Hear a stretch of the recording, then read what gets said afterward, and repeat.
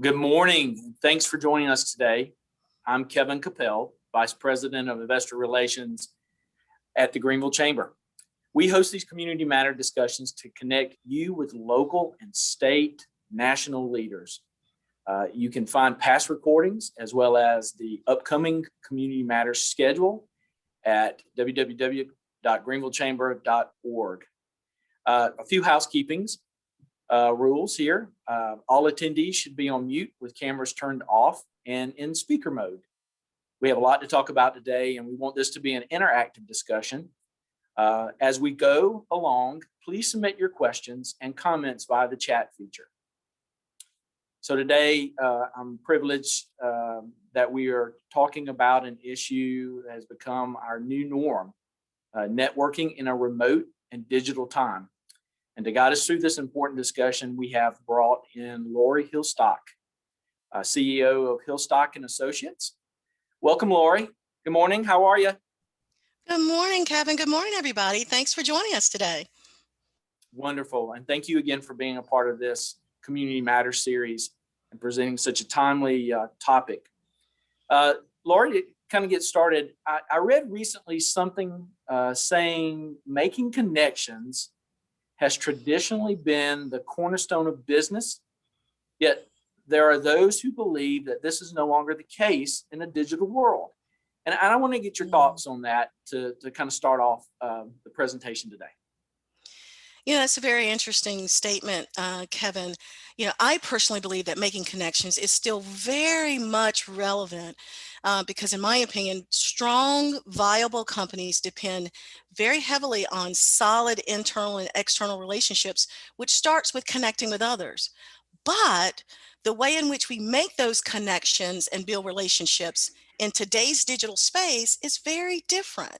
We no longer have those 2-3 hour dinners anymore where we spend time getting to know each other over a meal or connecting over coffee or even connecting over drinks in the evening. Instead, in our digital world, we are now spending 10, maybe 15 minutes at best. And if the conversation is going well, 30 minutes connecting virtually. So I believe the connection itself is still very important, but we just need to adjust the way in which we go about doing it today.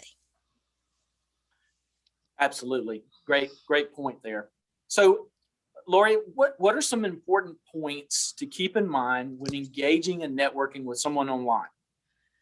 Ooh, another great question. I'm going to take a risk here. Let's think about, we've got quite a few people that have joined in here today. And I think it's important when we think about engaging with people online, before we connect with them, we typically check out their virtual space, their web presence. We want to know who we're connecting with. So here's the risk. It's a pretty high one, right? So let me ask, you can put it in the chat or just raise your hand. How many people today, before you joined today, checked me out online? You checked out my web presence. You went to my LinkedIn, my website or something just to figure out who is this person the chamber's talking to today? What are they bringing to the table? Go ahead and give me a thumbs up or a check mark or just a hello or something there in the chat, right? So typically people do just that. They check you out online. So the first thing you want to do is you really want to make sure your web presence represents who you say you are, right? But you also have to stop and think about, in addition to those pieces, check your background before you get connected, right? You want to make sure you're in a nice, quiet place, you're dressed appropriately, and your surroundings are good. I got to tell you, I'm one of the first people to share with you. Noise canceling headphones, they don't block out barking dogs, and they don't block out kids playing. So you got to adjust for those kind of things and make sure that you make eye contact quickly. I mean, right now, Kevin, I'm looking directly at you. I'm not looking over here to the side or lean back and typing notes on my computer. I have made time to give you my undivided attention to authentically connect with you and everybody else that's on this call today. And so when I'm able to look at you and connect with you and have conversation with you, then you know I'm engaged with you, especially if it's a synchronous environment. Now, I will add one more thing. When we're in an asynchronous environment, when we're not connected live with people, right? And we're in the middle of a community, right? And we're posting things in the chat and in the discussion, or we're releasing articles and things like that. One of the things we want to do is make absolutely sure we don't have a whole lot of spelling errors and grammatical errors in there, and that it's not this 10-paragraph post, right? We need to succinctly present our thoughts in a quality way because that represents who we are. And that helps people to know whether or not they really want to connect with us even further. And I can tell you, to answer that question I started out with where I took that risk, the moment this was released, the numbers went up on my website. I could tell people were hitting my website. Wow. They were checking Well, out my web presence, which is normal. true, true. And it's really a two-way street. We're both, you and those in attendance are looking to make that connection and provide each other with information and to learn more. When you say that's pretty fair? I do. And I will say this, I will add to it. If you're in connection with somebody and you're not listening and learning and growing, why are you in connection with them, right? If it's just a one-way street, you really want it to be a two-way street. You want to walk away with something different than what you came with. Absolutely. Great point. Um, how can you address the audience pressure points quickly? Ooh, that's a good one. I think one of the things you want to do is what we talked about a little bit already is check them out before you connect with them. Have a sense of who's going to be there. I didn't know everyone that was going to be here today, but I knew something about the backgrounds. I knew we had people from the healthcare industry. We had people from manufacturing, from business, from nonprofit, from higher ed, all over the gamut. And so if I were going to give some references or examples of where to connect, my thought is I'm going to try to pull something that reaches everyone on this particular call, right? But in addition to that, I want us to kind of think about um, what does that word audience really mean? And I'm going to take just a second here.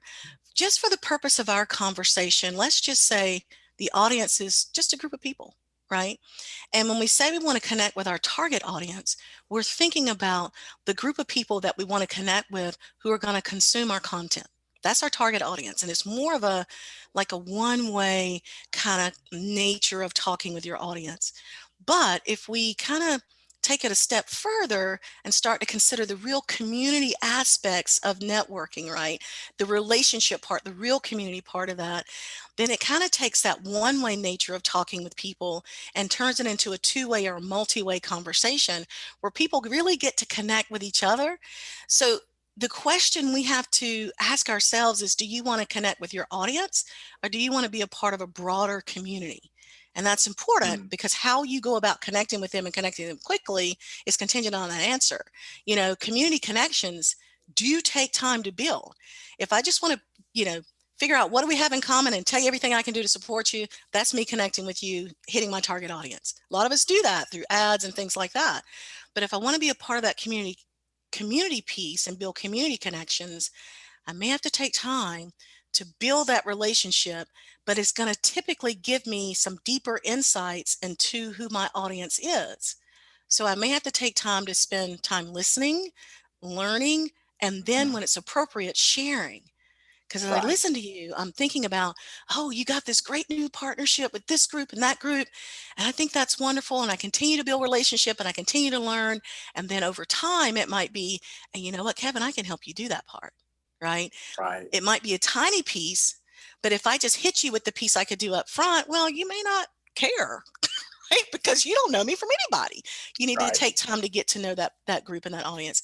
So do some preliminary research on the group that you're trying or that target audience that you're trying to connect with, and then make the decision of whether or not you want to solely connect in a one-way with that target audience, or if you want to start to work on building community connections with them, which takes time.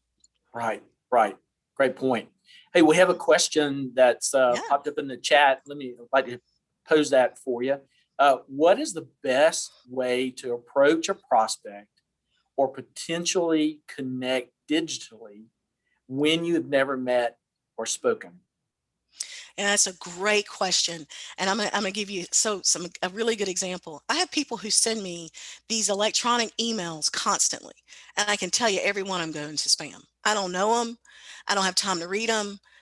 I'm a small business. I got work to do. I got a team to manage. I got 30 some odd people all over the US. We got stuff to do. So all of these little cold call emails that come that way, I don't pay attention to them. And a lot of my colleagues don't. So what we do is the best way to get my attention when you're really wanting to share information with me is to connect with me or tell me how you got to me through somebody that I already have a relationship with. Mhm. Right? It's a part of that community connection piece. So I literally will have somebody who'll reach out to me and say, hey, Laurie, Nancy suggested that I reach out to you. Well, they've gotten my attention. Or Paula suggested, or Steve suggested that I talk with you about this. And it's not a blanket email. It is a very custom, short note to me that they've suggested that they reach to me for a specific reason. Then they've gotten my attention.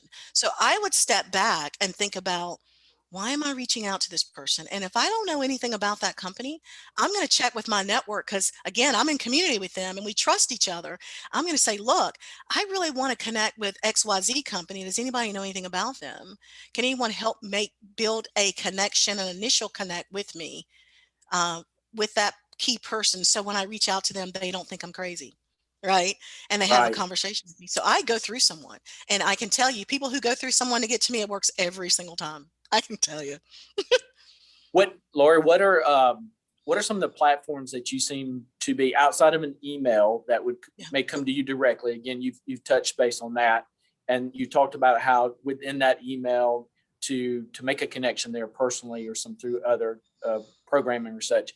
But other platforms that you see, LinkedIn, Twitter. Do you see and make connections in that regard? Can you talk a little bit about that? How maybe you utilize those platforms? Yeah, I think that's a really good question, and I'm going to start by telling you what I did wrong Okay. for Okay. us. And I'm very transparent. I think that's Yeah. what's important when it comes to networking and connections. People want to know who you really are, right? They don't care about this facade. They want to know who you really are. And the mistake I made was when we first opened 18 months ago, I put a page everywhere. I was on Instagram, Twitter, Facebook, LinkedIn, you name it, all these different communities. And I knew it was a lot, but I thought, I just want people to see our name. The problem was I wasn't engaged with any of it. So here's this page that's just sitting out there, and there's been nothing posted on it for like months on end. So it looks like we're not doing anything. What I should have done, what we should have done as a company, is take a deep breath and think about, who is it that we really want to be in connection with? And then, where are they? Right? Mm-hmm. Here's a great example. We do a lot with learning management system implementations. An individual that's out on Instagram having fun posting things as an individual is not going to hire me to select a learning management system for their household. They could care less, right? But that person representing their company would likely be posting something in a different location.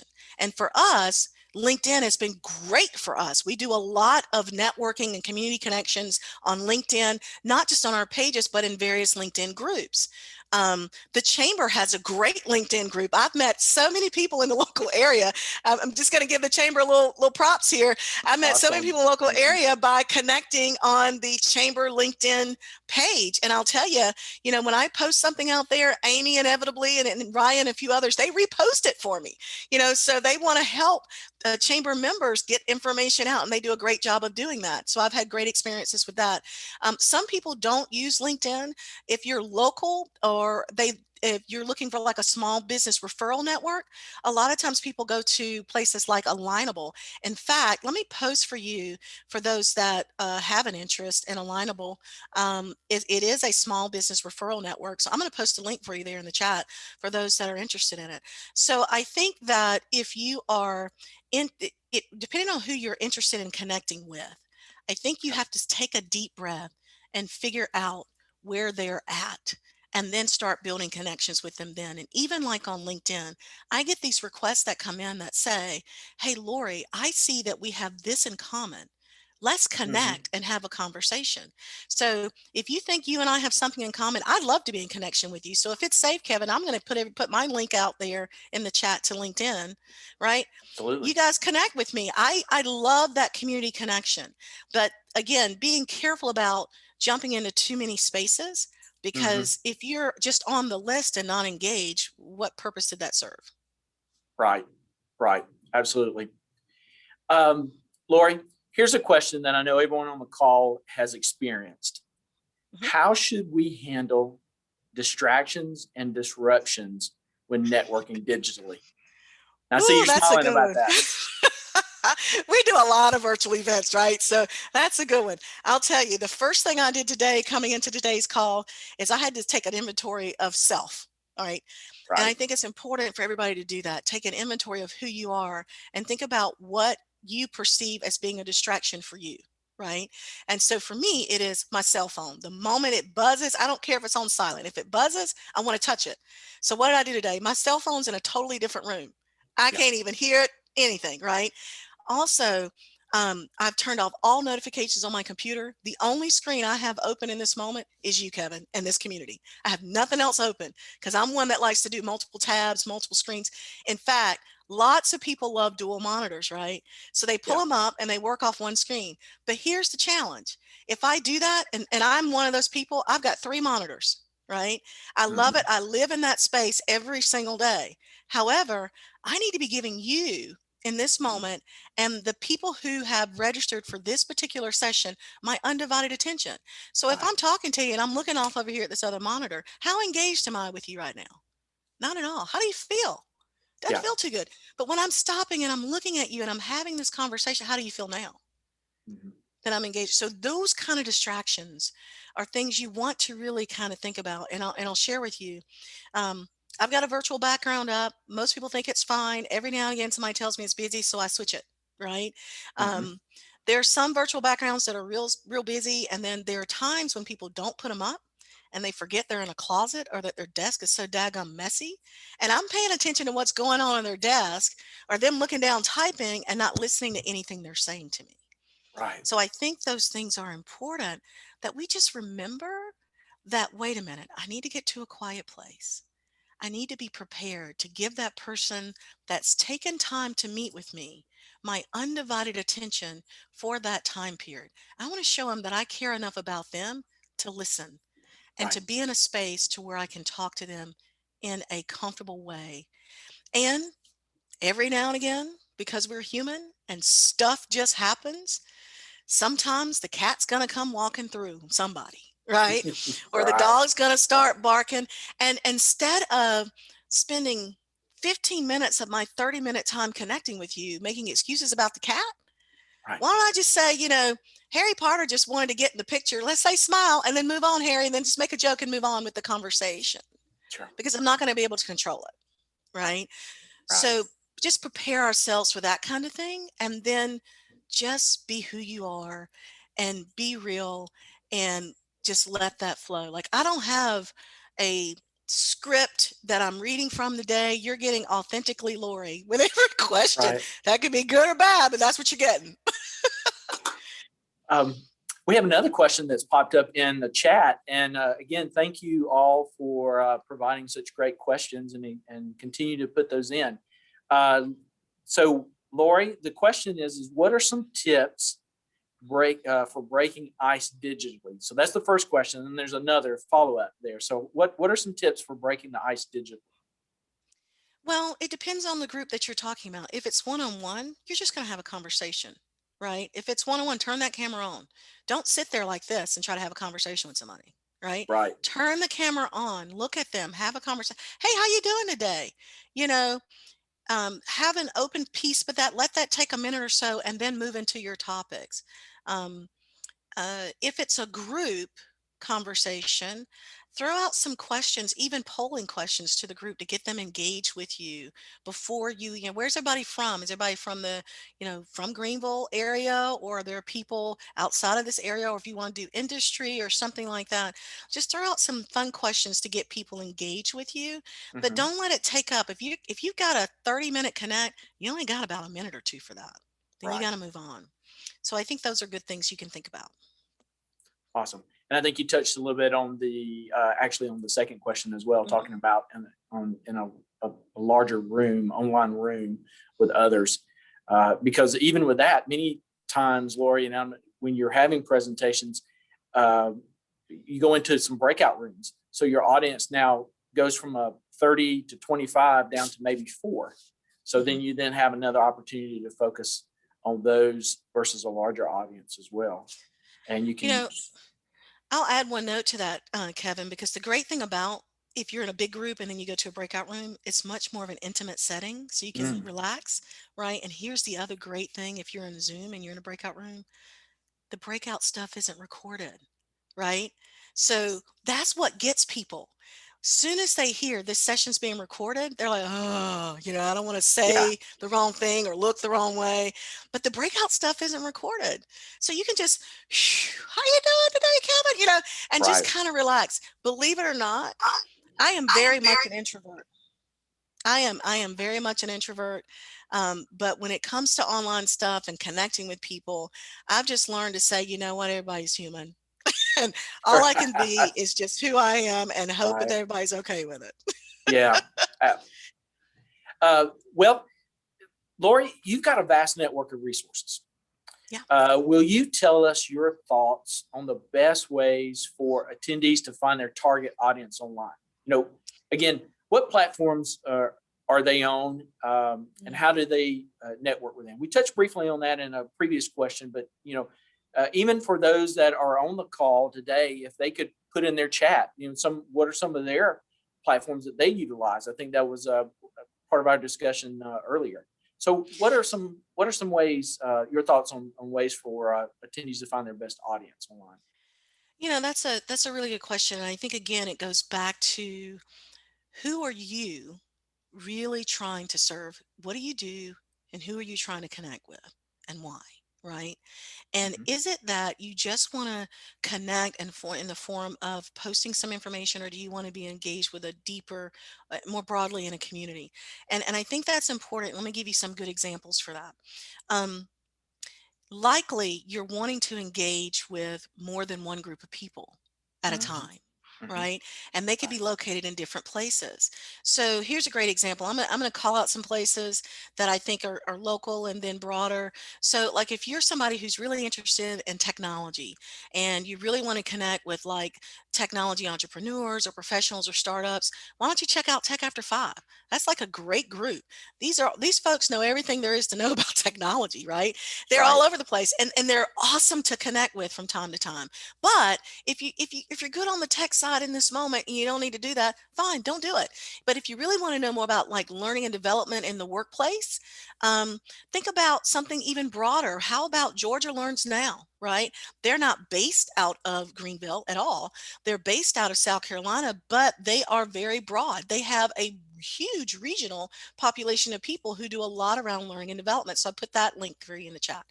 Then I always have people who say, you know what, we do a whole lot of project management kind of stuff, right? Mhm. And so I want to engage with other project managers because I want to learn from them. So their purpose is that they want to learn from other project managers, not that they want to do project man. They want to learn from them. And so with that being said, they want to join like a national group. So they look at, this PMI group. Here's another link that you can check out. There's lots of places that you can go and learn more. And the reason why I brought up, why is it that what is your purpose in wanting to connect with people? I know, for example, on today's call, we've got folks in different industries. Like, for example, I'm going to pick on healthcare for a second. We got a lot of folks from the healthcare industry, and many of them these days are looking at learning management systems. And they're happy with their learning management system, but they haven't leveraged it, right? They haven't Mhm. leveraged all of its features. Well, Right. why don't you connect with the learning management systems local or regional communities that are designed to help you in that way? So in healthcare, that might be Cornerstone or that might be HealthStream. They have these local or regional communities of people who are using their products, who have leveraged it to its fullest extent. So connect with that community. So it's Yeah. more than just a target audience, it's that community. So it Right. depends on what you're trying to do in this moment. And it is okay. And I think this is a very important thing to know. It is totally okay to say, I want to connect with this group today, but 6 months from now, I'm good. I need to move on and connect with this other group because I have a different need. Okay. Okay, that's totally fine. That's the beauty of virtual connections, right? Right. Right? You can pop in and out as you see fit. So I'm curious to know, what do others think? Put your thoughts in the chat. I mean, I've given out a few, but there's so many, there's thousands of them out there. Right. Um, so just considering where the people are that you need to connect with. Sorry, Kevin, go ahead. No, absolutely. Listen, the thought was, Laura, you seem great at creating a safe and engaging space. And you're Yay! talking about branching out and utilizing others, not just local, but Mhm. national. And you shared that. Any advice on creating that environment where we all feel encouraged to engage and speak up? Yeah. I think that it depends on what you're trying to do. Like today, we're doing a community matters piece. I'm encouraging you. I want you to put information in the chat, and so I get a sense of that. And if we don't run out of time and you want to come on mic, I want to encourage you to share what you want to share. But some things are just time constraining, right? And so what you might want to do in those kind of environments, if you're the person hosting that community event, give that space for the community to get involved. Tell them at the very beginning that you got this piece that you're going to deliver, but the last 10 minutes you're going to save for community, or the last 15 minutes you're going to save for community, and encourage everybody right then and there to come on camera. Okay. But what you want to do is you want to ask people to raise their hand so that everybody's not talking at the same time, because somebody's got to be able to control the sound and that kind of stuff, right? Right. You might even want to do some kind of we do this in a couple of other groups that I'm a part of, where at the beginning they start out with, okay, everybody, let's stretch, let's get to know each other, let's do this, let's do that, and they start to get everybody's juices going just by the stretch. Everybody stand up, and all of a sudden people start to calm down, and they really forget everything else that's going on around them, and they're ready to engage. So to encourage people to speak up, ask them to go ahead and come on, make it Okay. safe, let them know that it's totally okay. And a lot of times that safe space Mhm. is delivered by the person speaking, right? Great If point. I'm so staunch and I'm just, thank you so much for coming to Community Matters, you're not going to Right. want to engage with me, right? True. You Hey, just want to relax. Go ahead. I'm sorry. and this is a great question that popped up in the chat. And it's kind of a go back a little bit. You when you spoke about the icebreaker and the importance in that, and building that rapport. But our meetings are shorter, Yep. whether it's digitally or in person, and with people. So the question is it better to get to the point, or do people still find that to be pushy? Mm. Um, so a good It, question, I thought. That's a really good question. And again, I hate to say this, goes back to the combination of people you're dealing with. If it's one on one, you're going to have a little small talk with people. You just are. If it is a set program, right? I got 30 minutes of your time. You know you're coming to a seminar or webinar. Well, you've already put out that agenda. People know what to expect when they come in. Mhm. And you reserve time on that for that community space. And if you've reserved the time, you get to the point until it's time for you to get to the community space. Right. Because if I've given you 30 minutes and it's a webinar or seminar, I don't need you taking the first 15 to figure out live, because you've wasted 15 minutes of my time, Mhm. right? Mhm. I want to get to the point, and then when it comes to community, then I've shifted to say, this is when I get to engage with people. So designate time for it. Gotcha. Mhm. Great point. So, Laurie, as our time is drawing to a close, just a few more questions. Why is it important to be careful about how you show up and share things online? You know, that is such a great question. And one of my mentors said this to me, and it stuck with me for a very long time. And she said very simply, how we show up matters. Mhm. It truly sets the stage for any future connections. So let's think about it like this. If I were engaged in an online discussion with you and I had good points, but everything was just misspelled and grammatically correct, and I was writing 10 and 13 paragraphs to say what I could say in 2 or 3 sentences, what does that say about me and my quality of work and potentially the service that I'm going to offer to you? Yeah. Huh, right? Or if we're in a live environment and all I'm doing is playing with my phone or my keyboard, and I'm doing all this other kind of stuff, and I'm never looking at you in the camera and engaging with you, what does that say about what I care about?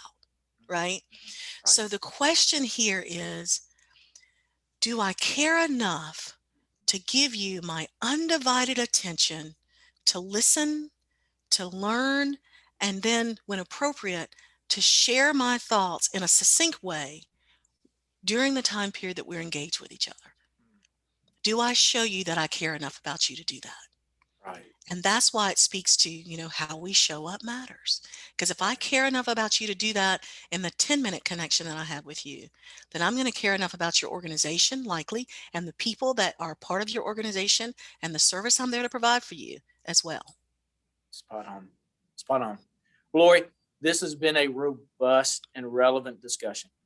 And I thank you so much for being a part of this today and for those who are attending. One last question. What are some closing thoughts that you'd like to share?